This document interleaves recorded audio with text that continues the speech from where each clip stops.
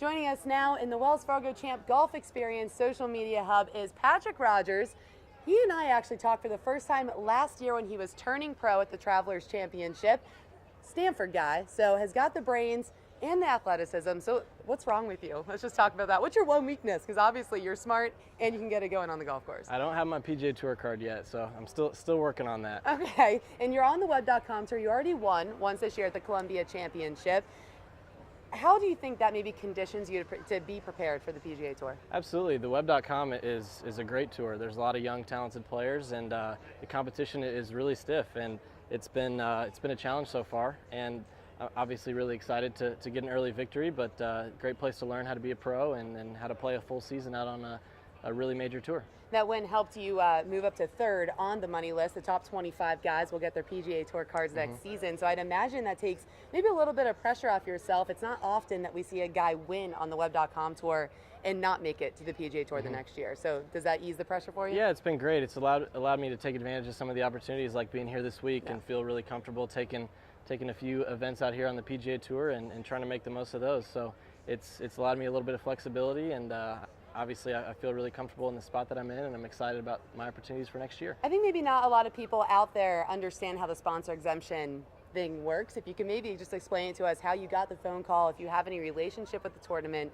and what your reaction was like when you got the phone call that you were in. Yeah, obviously these sponsors exemptions are extremely hard to come by, so I feel really grateful to have gotten the spot, and this is one that I've had circled on my calendar for a long time. I mean, I've watched this event over the years and seen so many great finishes, and just knew the reputation this event had, so I wanted to be a part of it, and very, very thankful for the opportunity and trying to make the most of it. We've been doing Twitter Q&As all day, and one question I thought was really solid was, now seems like there's a ton of pressure for the young guys to make it and make it quickly. You know, you look at Justin Thomas as a rookie. If we just talked to Tony Finau as a rookie, it seems like if you can't get it done in your first couple years, there's a lot more pressure. So as a web.com tour guy who knows a lot of those rookies, do you kind of see that or maybe feel that for yourself? Yeah, some of my good friends are having a lot of success out here, and it's really cool to see, and maybe not so much feel the pressure, but it gives me a lot of confidence that I can come out here and do the same thing. I mean, Justin's my roommate back home in Florida, and so I get to play with him every day, and watching him on TV, near the final groups on the PGA Tour gives me a lot of confidence that I can come out here and do the same thing. So it's exciting to see so many young guys playing well, and hopefully I can be a part of that mix. So is that someone that maybe you're going to call tonight or talk to tonight? You now have the clubhouse lead on a PGA Tour event, which would be a complete game changer for you if you can get it done this weekend.